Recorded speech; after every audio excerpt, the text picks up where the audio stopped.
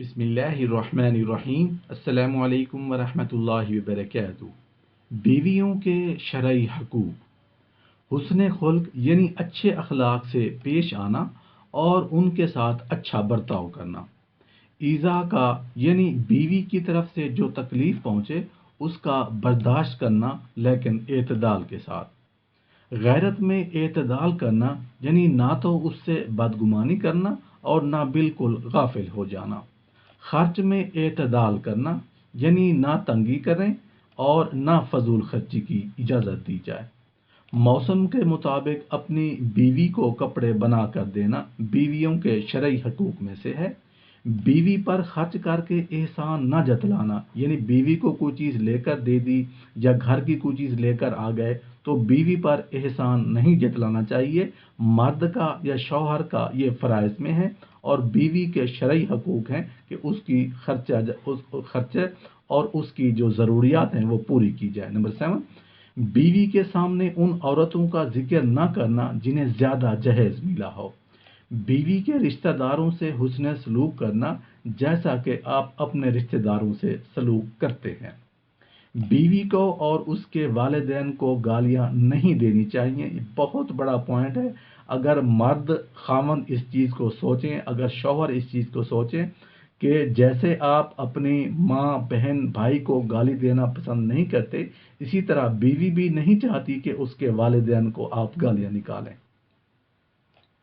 سفر سے واپس آتے ہوئے بیوی کے لیے اپنی حیثیت کے مطابق تحفے تحائف لانا، یعنی آپ کہیں گئے ہوئے ہیں، آپ کے پاس گنجائش ہے تو واپس آتے ہوئے یہ نہیں کہ ہزاروں لاکھوں روپے کی کوئی چیز لے کر آئیں، حسب توفیق جو آپ کی پاکٹ جو ہے نا اجازت دیتی ہے اپنی بیوی کے لیے تحفے تحائف ضرور لایا کریں۔ بیوی سے محبت سے پیش آنا، ترش روی اور سختی سے پیش نہ آنا۔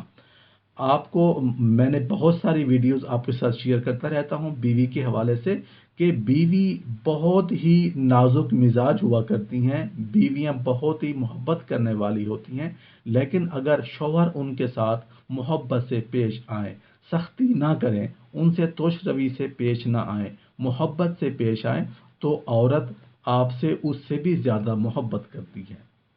بیوی کو بلا وجہ تنگ کرنا بلکہ اس کے ہر کام کی تعریف کرنا۔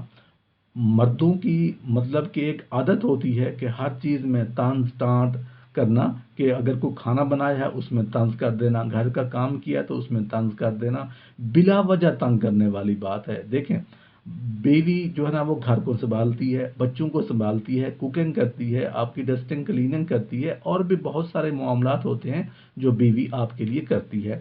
اگر چھوٹی موٹی غلطی کوتاہی ہو جاتی ہے، آپ بھی کوئی دودھ کے دلے ہوئے نہیں ہوتے، آپ سے بھی مسٹیکس ہو جاتی ہیں، غلطیاں کوتاہیاں ہر انسان سے ہوتی ہیں، لیکن بیوی کو بلا وجہ تنگ نہیں کرنا چاہیے، چھوٹے موٹی غلطیوں سے نظر انداز کرنا چاہیے، بلکہ اس کے ہر کام کی تعریف کرنی چاہیے، کیونکہ عورت کی تعریف کرنے سے اس کا دل بڑھتا ہے، وہ انکریج ہوتی ہیں، وہ اس سے بھی زیادہ اچھا کام کرنے لگ جاتی ہیں۔